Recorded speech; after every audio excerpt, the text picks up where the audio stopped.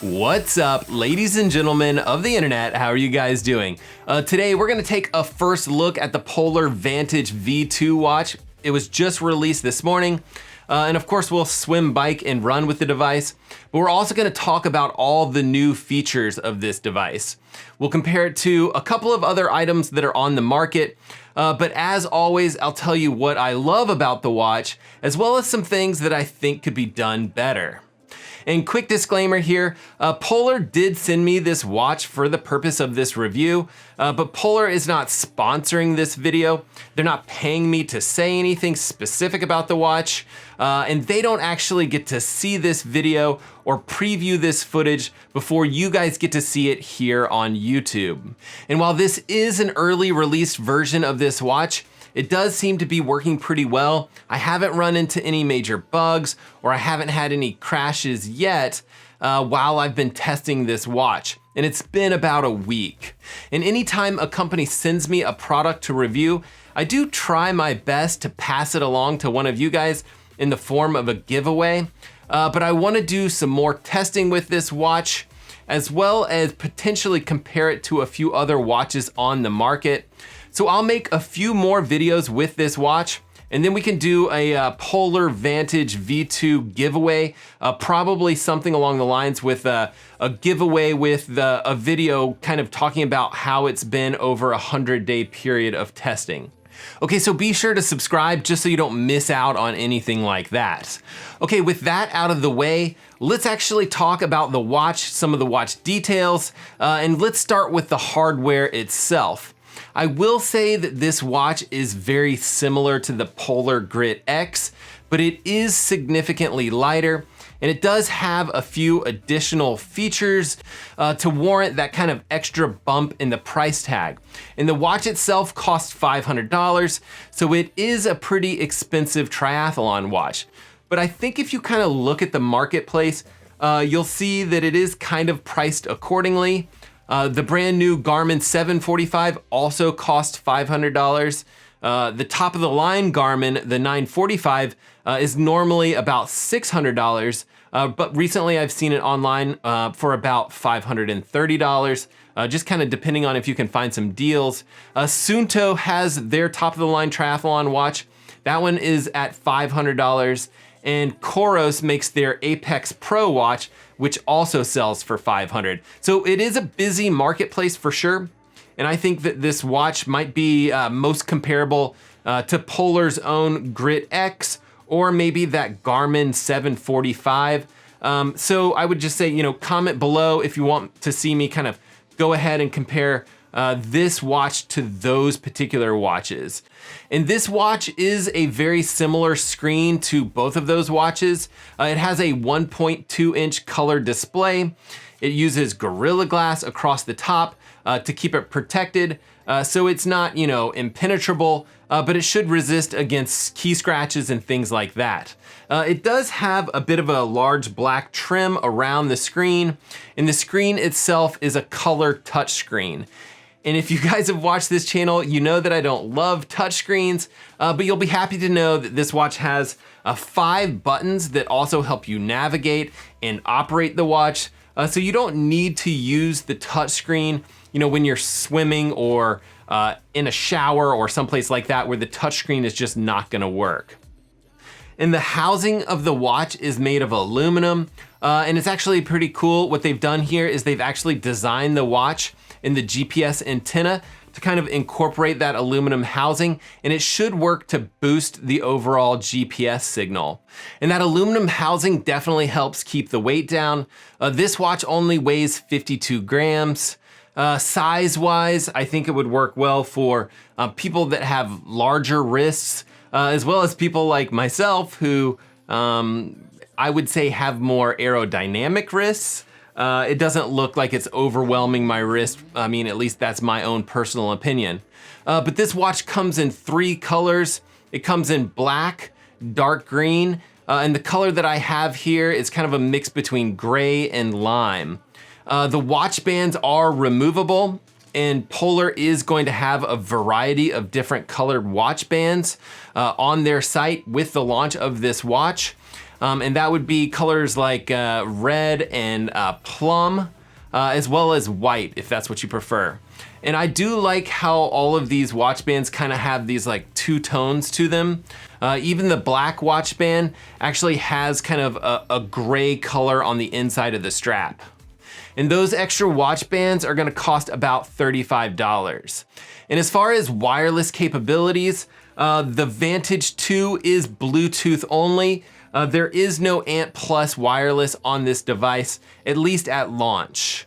And as far as battery life goes, they're claiming 40 hours of battery life if you're doing continuous training. But you can actually make some changes to some settings, and you can go as far as 100 hours. So it should be able to handle a full Ironman distance race, as well as a lot of the ultra running type events. And I've been using this watch a fair amount over the past few days.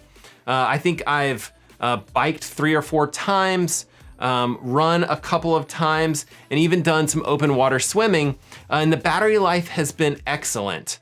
And I'm hesitant to say that because this has the same specs as the Polar Grit X, which has great battery life, but it seems to me like this watch is definitely outlasting that device by a substantial margin. But I'll do some more testing, potentially a future video on the topic. But I would just say that right now, I think the battery life looks really good so far. And the new Vantage V2 uses 10 LEDs for its wrist-based optical heart rate monitor. Polar's been calling this their Precision Prime optical heart rate monitor. And while it's not super fair to kind of compare an optical heart rate monitor to like a chest strap or something like that, that's exactly what I did. I went out and just kind of took the Vantage V2 and I took a different watch and I connected that to Polar's extremely accurate H10 heart rate monitor, and I did a few hills. And optical heart rate monitors don't tend to do all that well on my tiny little wrists. I probably need to wear them tighter or something like that. But as you can see here, especially as I do these kind of 4 or 5 hill repeats, as my heart rate spikes, the Vantage V optical heart rate monitor is significantly less responsive than something like a chest strap. But I also took the Vantage V2 out with about 3 other watches that also had optical heart rate monitors. And this was more of a standard run, just kind of like a trail run. Not necessarily hill repeats or a workout or anything like that. And you can see from the graph here that this kind of normalizes with those other watches pretty much perfectly. So I don't think that there's necessarily anything wrong with the optical heart rate monitor on this watch. And I think that I would not hesitate to recommend using it for any of your workouts. But if you are gonna kind of take that next step and really rely on heart rate monitors when you're doing, all of your training, all of your workouts, I think that's when you probably want to get a chest strap or something more accurate involved.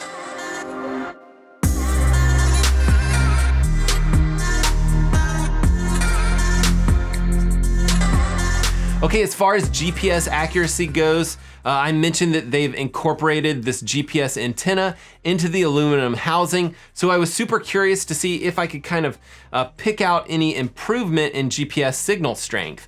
So I took this watch and those 4 other GPS watches on some pretty thick trails where I thought it would be difficult to kind of get a clean GPS signal. And while I was out in the open, the Vantage V2 was fine. It was clearly not a vast improvement over the Grit X or the Garmin devices that I tested. You can see here on this map, the dark red is the Vantage V, and the running line that I took around these 2 corners is definitely a lot more similar to the green line or the purple line, which are the Grit X and the Garmin 745. And you'd think that the better GPS antenna might do better once we got into some thicker trails or some more difficult GPS situations, but that didn't seem to be clear here either. The route is basically an out and back with basically a little loop on the other side of the lake. And you can tell that these signals don't really double back on themselves all that clearly. In my mind here, I think that the Garmin Forerunner 745 is the clear winner. But overall, I really don't put a whole bunch of stock in these kind of GPS comparisons.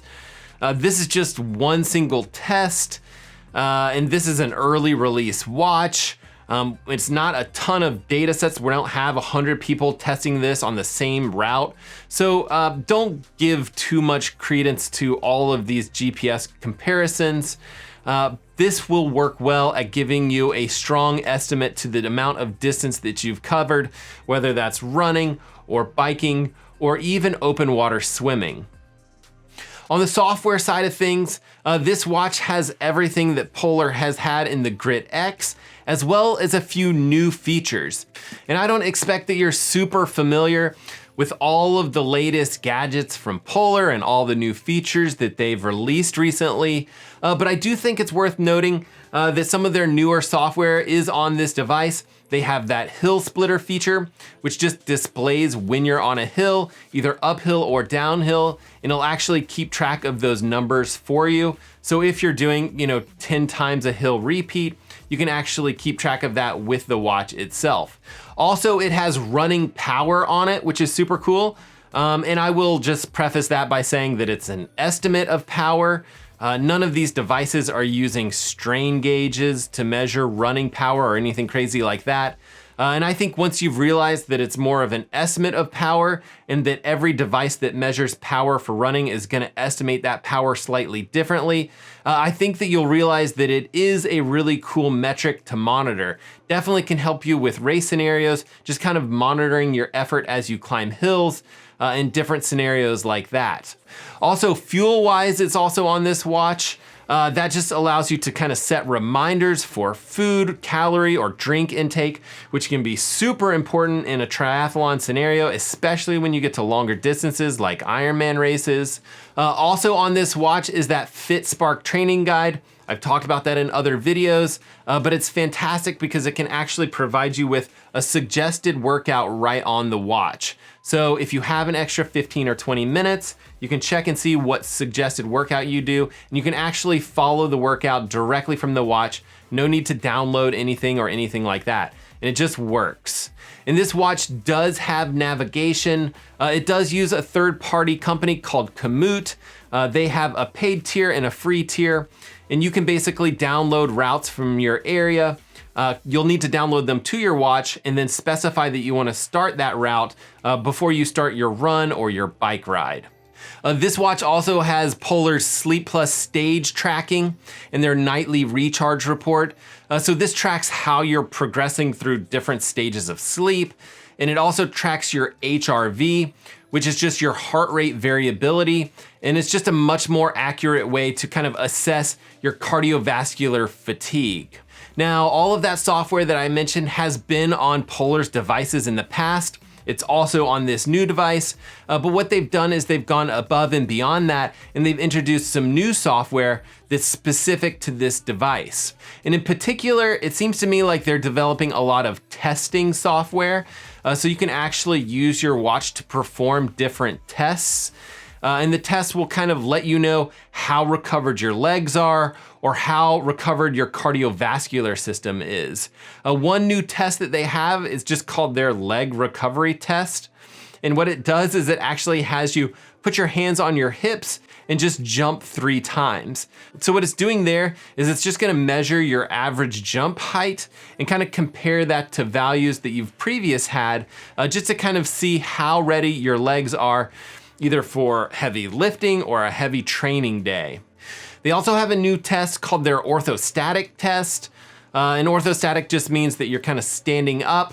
But what the test does is it has you stand up and then lay down and then stand up again. All the while it's measuring your heart rate as well as that HRV. And this test does require a heart rate strap. That might be another reason to kind of consider that bundle. But after you've performed this test, what it'll tell you is that your cardio system is fully recovered. Today is a good day to go out there and get after it. Or it might say something like you're not fully recovered yet and you should train lightly that day. But both of these tests do still need you to take a few days just to kind of collect that data before they're actually gonna start making recommendations on your training. I think it's about 3 days for each of those tests worth of collecting data. And in your settings, you can actually toggle between Recovery Pro and that nightly recharge for how you want the watch to track your recovery. So if you're using Recovery Pro, you'll need to use it at least 3 days per week. And you can actually set the watch to send you reminders to actually use those tests. And in addition to those tests, they also have a cycling test, which does require a power meter. And this is kind of a standard functional threshold power test. And what you can do is you can kind of estimate that by holding as much watts as you can for 20, 30, 40, or 60 minutes. If you're like me, you'll probably be using 20 minutes or 30 minutes to estimate your FTP. But keep in mind that you will need a Bluetooth power meter to communicate with your watch for that test. They also have a run test, which is basically kind of a guided ramp test. So you follow a pace and it gets faster and faster until you can't hold that pace anymore. I would suggest maybe going to a track or someplace flat to perform those tests. Another new feature in this watch is the all-new watch face views, which is just a setting which allows you to be able to kind of toggle on and off all the different widgets that are on the watch face. So that can be stuff like weather, recent workouts, the heart rate details, and a lot more. And by default, they're all on, which doesn't really bug me at all to kind of have those extra widgets on there. So I didn't really take the time to turn any of those off. And the naming is a little bit weird on this. It's a little bit confusing, but you can also switch the watch face in the watch setting menu on this particular watch. And you can switch between digital and analog, which they have had in previous watches, but a little bit more personalizable now. You can actually customize the look of that particular analog or digital watch face. You can change the colors, and you can kind of pick between a couple of different styles. Definitely something that I think is a little bit overdue. Not really my thing, but I do know that a lot of you guys like to change the watch faces on your devices. And I hope that Polar kind of rolls out these features to all of their previously released watches. And lastly, they've added music control from this watch, which is slightly different than kind of having onboard music on a watch. This just allows you to kind of control the music that's playing on your smartphone while your watch is connected to your smartphone. And I actually found it quite useful.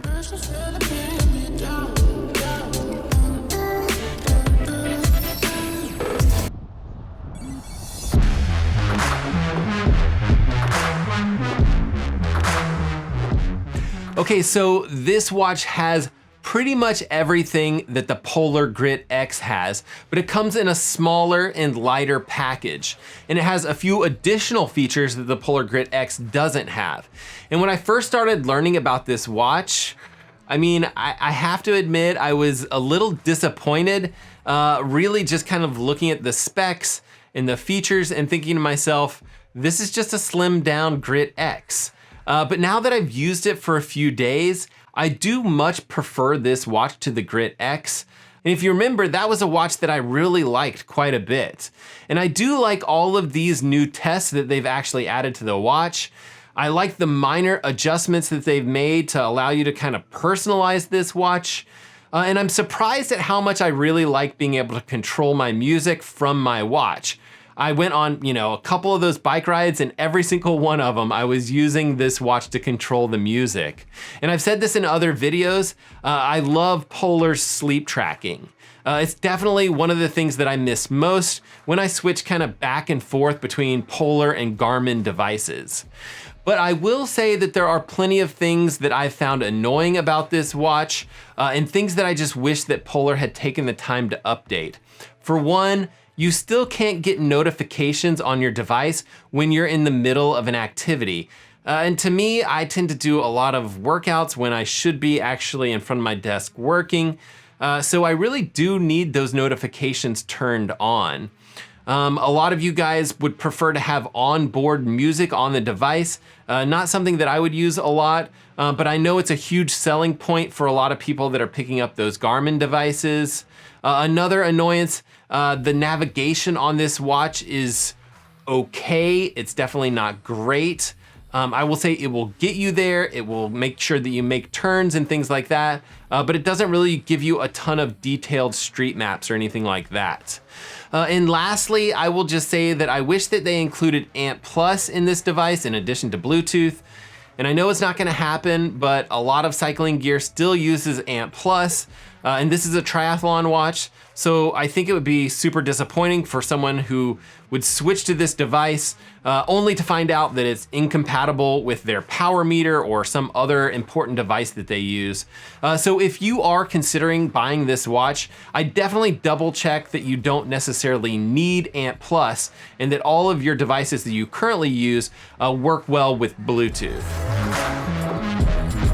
So overall, I'd say that this is definitely more of an evolutionary product. There's a lot of great updates in here, but it's not a wild departure from what you might expect from Polar. And for the most part, this watch does everything that you could possibly need it to do for the sport of triathlon, and a lot more in my opinion. And it goes above and beyond at helping you kind of gauge your fitness level, as well as kind of figure out how fatigued you are on a daily basis. And I would definitely suggest that if you are considering a triathlon watch, that this is definitely one that you need to take a look at. Okay, I will be doing more videos about this watch in the very near future. So if there is something in particular that you'd like me to go over or go into more detail on, drop below in the comment section and just let me know there. And if you're into this sort of thing, and that would be swimming, biking, or running, definitely consider subscribing. You'll also want to kind of hit that notification bell and just change it to all. And that just allows you to be notified of whenever I post new videos, which is typically about once per week.